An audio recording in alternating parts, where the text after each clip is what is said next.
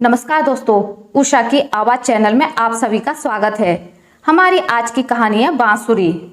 राम प्रकाश व्यापारी थे। नगर के बड़े बाजार में दुकान थी। मंडी में उनकी अच्छी साख थी। परिवार में पत्नी रति तथा 2 बच्चे सजल और रूही थे। सर्दियों का मौसम था।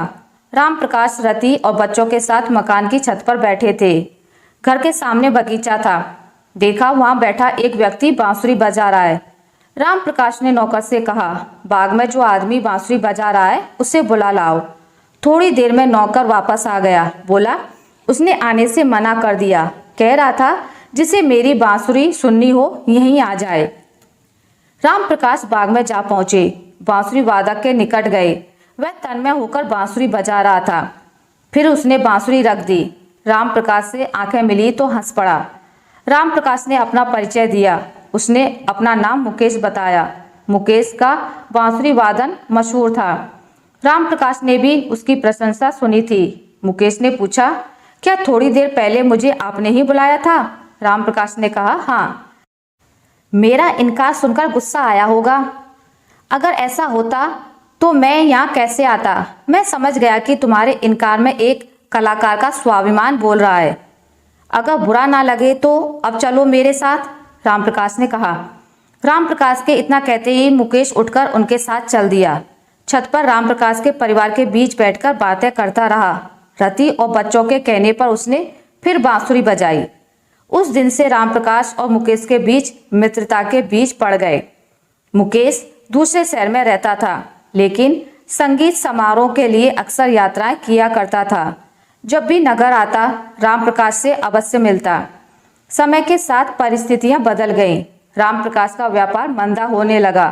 किसी के साथ मिलकर नई दुकान खोली थी, उसने धोखा दिया। गहरा घाटा हुआ। एक साथ काफी पैसा डूब गया। पुरानी दुकान पर भी इस घाटे की छाया पड़ने लगी। बाजार में राम प्रकाश की साख पर उंगलियां उठने लगी। और फिर एक दिन ऐसा भी आया जब राम प्रकाश का सब कुछ जाता रहा। लेने वालों ने घेर लिया। राम प्रकाश ने संपत्ति बेचकर कर्ज चुकाया। आत्मसम्मान तो बच गया, पर पास में कुछ ना बचा। आखिर राम प्रकाश ने नगर छोड़कर अपने गांव जाने का निश्चय किया। गांव में पुरखों का मकान और थोड़ी सी जमीन थी। आज नगर में राम प्रकाश का आखिरी दिन था।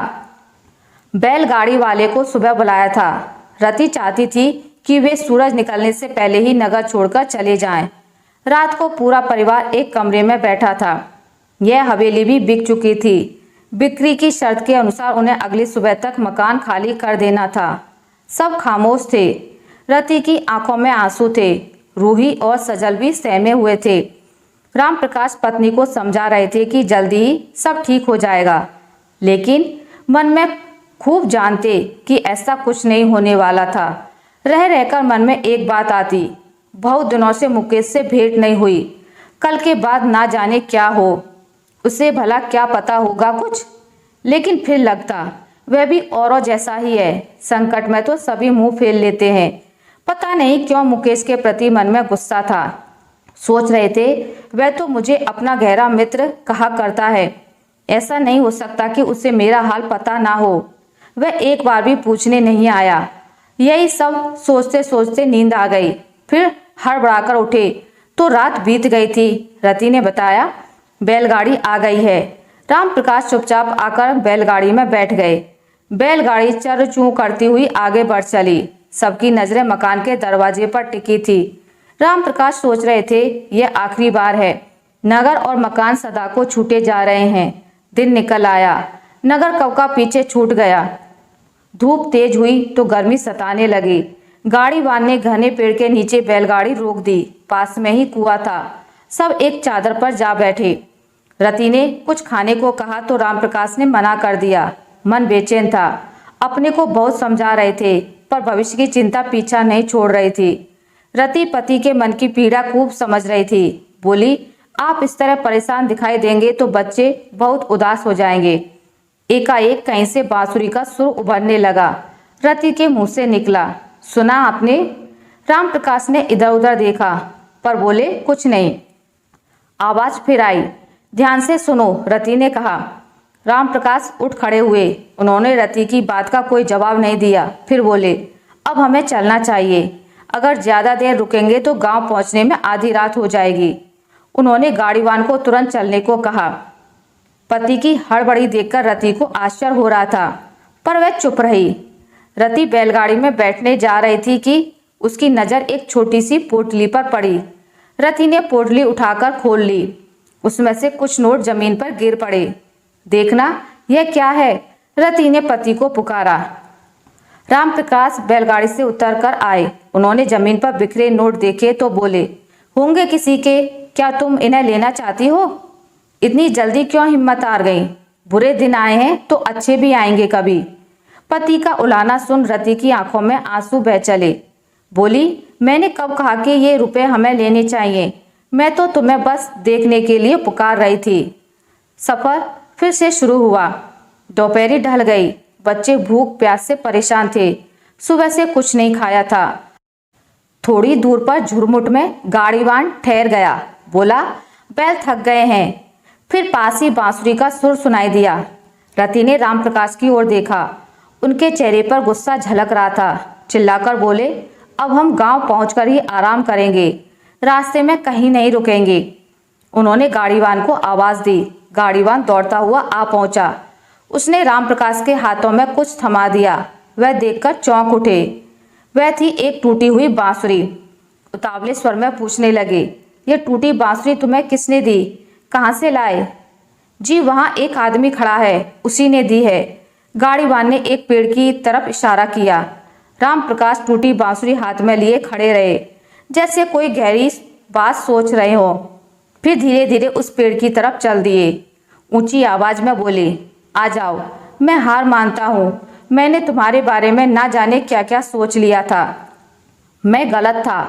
रामप्रकाश के कहते ही पेड़ के पीछे से निकलकर एक आदमी उनसे लिपट गया। वह मुकेश था। रति बोली, बांसुरी की आवाज़ सुनकर मुझे आपका ख्याल आया था। वहीं रुपयों की पोटली मिली थी। ना जाने किसकी थी और किसकी होगी, इसी की थी। मैं रुपए देखते ही समझ गया था। रामप्रकाश ने हंसकर कहा, मुझे यह समझते देर न लगी कि मुकेश हमारे साथ साथ चल रहा है। अगर आप समझ गए थे तो रुके क्यों नहीं? मेरे पूछने पर कुछ बताया क्यों नहीं? रति ने कहा। मुकेश बोला, सबके साथ साथ रामप्रकाश मुझसे भी नाराज है। मैंने देख लिया था कि यह बांसुरी की आवाज़ सुनकर नहीं रुके। रुपयों की पोटली देखकर नाराज हुए तो फिर मैंने बांसुरी तोड़कर भेज दी। तोड़कर क्यों? रति ने पूछा। रामप्रकाश ने कहा, टूटी बांसुरी भेजने का मतलब यही था कि अब भी अगर मुझसे नहीं मिले तो मैं बांसुरी बजाना छोड़ दूंगा। इसके बाद तो मुझे अपनी भूल पता चल गई और वह हंस दिए। मुकेश बोला, मुझे आपके सारे हालात मालूम थे, पर मैं समझ नहीं पा रहा था कि आपसे कैसे बात करूं, इसलिए छिपकर साथ साथ चल रहा था। अब आपको मेरे साथ चलना होगा। लेकिन कहाँ? रति ने पूछा। मेरे घर। मैं गरीब बांसुरी वादक सही, लेकिन कहते कहते मुकेश की आंखों से आंसू बहने लगे। रामप्रकाश मुकेश का कंधा थपथपाते लगे और बोले, बांसुरी बजाना छोड़ने की बात सपने में भी मत सोचना। तुम जैसा कहोगे मैं करने को तैयार हूँ। कुछ देर बाद खुले आकाश के नीचे एक अनोखी संगीत सभा जुड़ी।